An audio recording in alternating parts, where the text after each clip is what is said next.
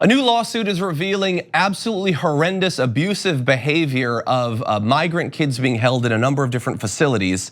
Now, this report comes from Samantha Michaels of Mother Jones. It's a very long piece that talks about the experiences of a number of different migrant kids, and you should definitely take a look at it because what this lawsuit has unveiled is pretty amazing. I want to give you just a taste of what you'll see in that article though.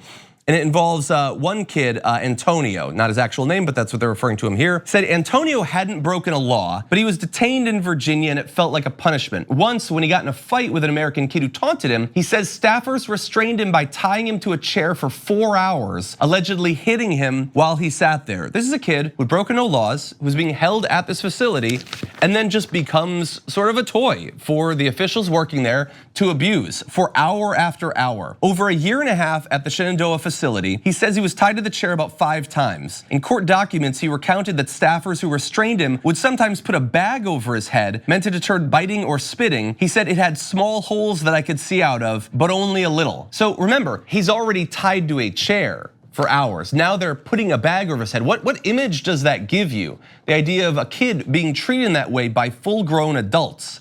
But he's not the only one. There's a boy from Honduras who described his time in the chair as almost suffocating. Quote, when you're in crisis, the bag is the least helpful thing. It's scary. He's apparently been diagnosed with post-traumatic stress disorder before arriving there. If he hadn't already had it, it might have led to it. But a third teen recalls peeing his pants while restrained in the chair. And here's the thing, many of these kids got to America fleeing abuse, very much like what they experience in these US-based facilities in their home countries. This is physical and sexual abuse at the hands of family members. Sometimes their labor is exploited, they're forced to work at a very young age. Sometimes human trafficking, sold into sexual slavery, those sorts of things. They finally get out of there, they escape those conditions and come to America and are brutalized all over again. So this lawsuit was first filed in 2017 by the Washington Lawyers Committee for Civil Rights and Urban Affairs. They are going and talking to many of these teens, finding out about their stories, about the fact that many of them required mental health care when they got here. They're obviously being barred from getting that, and new traumas are being inflicted on them.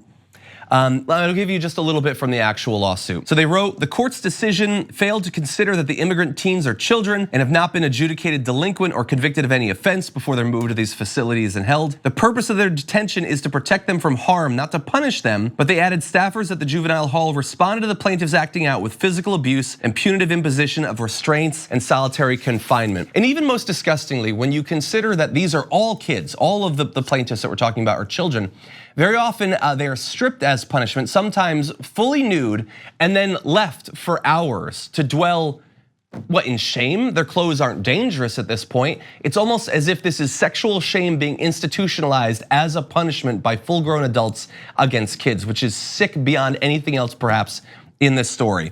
So this lawsuit is continuing. Hopefully all of the kids make it out of this terrible process. Some of the kids they talked to became suicidal based on the experience they had. And again, remember, they're coming as a result of abuse that they've experienced themselves. They're not receiving mental health care, and then further abuse is being heaped on it. Is it any wonder that some of them attempt to take their own lives? It is just devastating. We should expect far more than this from our government.